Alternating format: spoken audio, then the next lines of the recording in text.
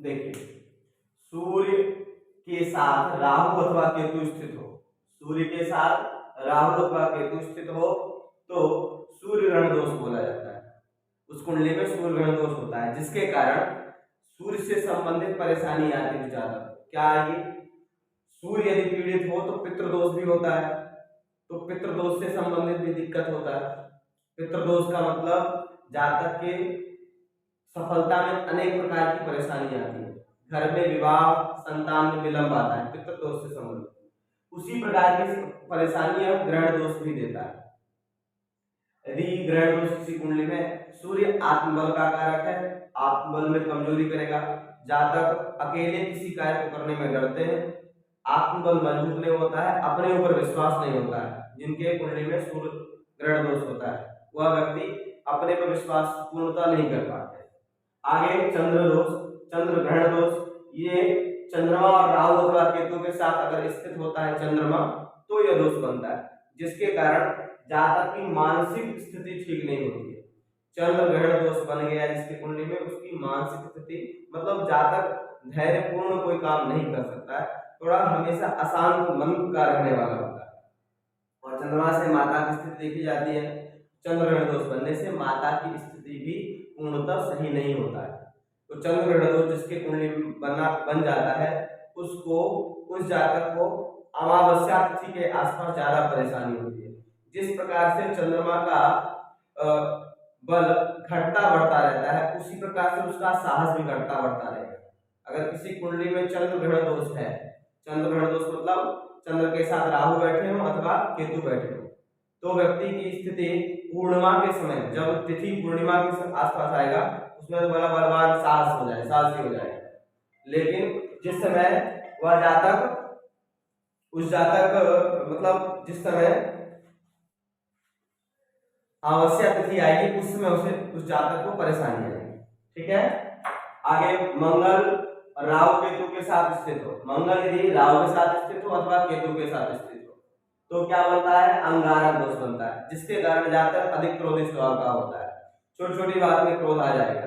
ठीक है, लड़ाई झगड़ा आपको करने वाला होगा, क्रूर स्वभाव का थोड़ा सा होता है, जिसके कुंडली में मंगल और राहु अथवा केतु साथ बैठे हैं।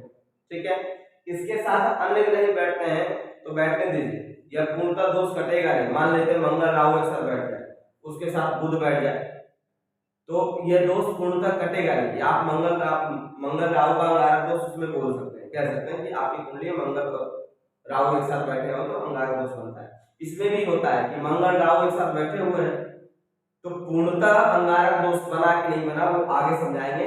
अंश के अनुसार से देखा जाता है कि ये दोनों ग्रह बैठे हुए हैं तो इनका अंश का डिफरेंस कितना है, अंतर कितना है, वो देखा जाता है। आगे बढ़ते हैं। बुध और राहु एक साथ बैठे हैं, बुध और राहु अगर एक साथ किसी भी भाव में बैठे हुए हैं तो जड़प योग, जड़ योग दोष बनता है, जिसके कारण जातक की मनोशक्ति कमजोर होती है, वाणी अच्छी नहीं होती है, अथवा वो वाणी अच्छा बोलता है लेकिन लोगों को अच्छा नहीं लगता है। तो बुध से संबंधित परेशानी, पढ़ाई लिखाई में, अध्ययन में मन नहीं लगता है उसके, जिसके कुंडली में जड़ दोष होता है। अगर बुध जो है राहु के साथ बैठ जाए अथवा केतु के साथ बैठ जाए तो ये परेशानी आती है। आगे बढ़ते हैं। गुरु और राहु अगर केतु के साथ बैठ जाए तो क्या होगा? तो गुरु चांडाल दोष बनता है, जो कि आप अधिकतर लोगों को पता होता है, गुरु चांडाल दोष। तो गुरु राहु के साथ बैठे अथवा केतु के साथ बैठे तो चांडाल दोष कहा जा सकता है। परंतु जितना राहु के साथ बैठकर के ये सारे दोष प्रभावशाली होंगे, दुष्प्रभाव अपना अधिक देंगे, उतना केतु के साथ पूर्णतः दुष्प्रभाव वाले नहीं होंगे। परंतु केतु के साथ बैठ करके भी इनमें कुछ न कुछ दुष्प्रभाव आता है, इसलिए मैंने केतु को भी साथ ले रखा। लेकिन राहु के साथ विशेष दुष्प्रभावी होंगे, अर्थात से राहु के साथ बुध बैठा है तो विशेष जड़त्व योग बना, अगर केतु के साथ बुध बैठा हुआ है तो विशेष नहीं बना। ठीक है, उतना नहीं बना परंतु उतना नहीं बना। आगे शुक्र और राहु, यदि शुक्र और राहु एक साथ स्थित होते हैं और शुक्र या केतु स्थित हो अथवा शुक्र अथवा मंगल एक साथ स्थित होंगे तो क्या होगा? लंपट दोष बनता है। लंपट मतलब कह सकते हैं यदि इस पर किसी शुभ ग्रह का दृष्टि नहीं हो, इसमें हम ले रहे हैं शुभ ग्रह की दृष्टि, इन सबों में भी शुभ ग्रह की दृष्टि लिया जाता है। यदि इस पे शुभ ग्रह की दृष्टि हो जाए, साथ में शुभ ग्रह बैठ जाए तो इन दोष का जो दुष्प्रभाव है वो कुछ न कुछ कम हो जाएगा। उसी प्रकार इसमें मैं विशेष बोल देता हूँ, क्योंकि अधिकतर व्यक्ति के आजकल के कुंडली में होता है, तो थोड़ा वैसा ना लगे। तो शुक्र और राहु एक साथ बैठे हो किसी कुंडली में, अथवा शुक्र और मंगल एक साथ बैठे हो, अथवा शुक्र अथवा केतु एक साथ बैठे हो, इस पर किसी भी शुभ ग्रह की दृष्टि ना हो तो जातक लंपट होता है, दुष्चरित्रवान होता है, चरित्रहीन दोष उसको कह सकते हैं आप।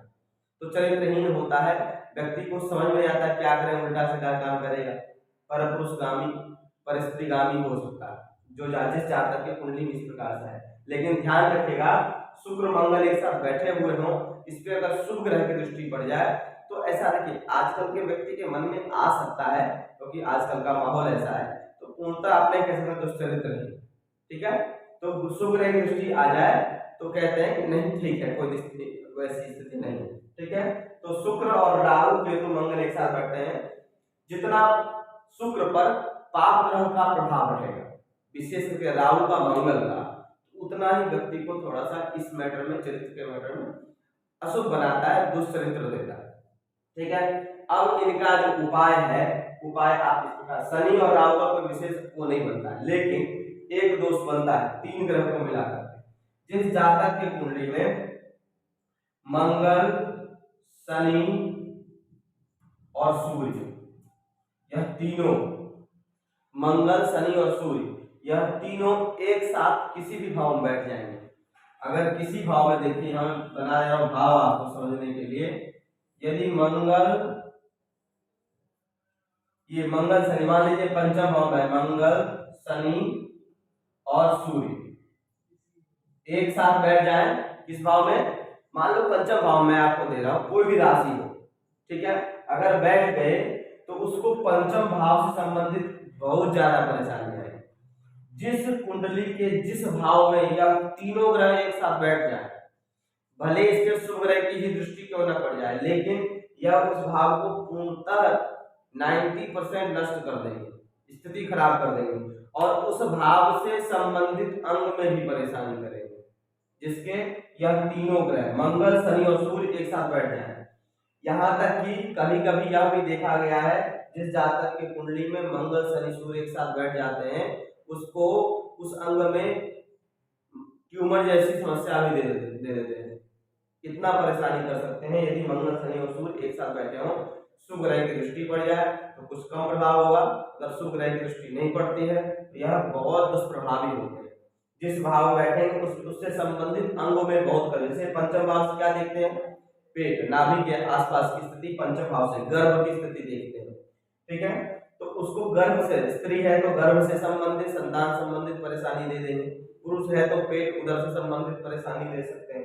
अगर मान लीजिए लग्न में बैठ जाए, या तीनों बैठ लग्न में योग बन जाए तीनों ग्रहों का, तो मस्तिष्क से संबंधित परेशानी हो सकते हैं, मान सम्मान आदि, मतलब लग्न से जो देखते हैं उससे संबंधित परेशानी दे सकते हैं। यदि यह योग सप्तम भाव में बैठ जाए, तो सप्तम भाव व्यापार का है, सप्तम भाव व्यक्ति के गुप्तांग का है, तो गुप्तांग से संबंधित परेशानी दे सकते हैं जिनके सप्तम भाव बैठ जाए। नवम भाव बैठ जाए तो नवम भाव से कौन सा देखते हैं, जांघ देखा जाता है, तो जंघा से संबंधित परेशानी दे देंगे उनको।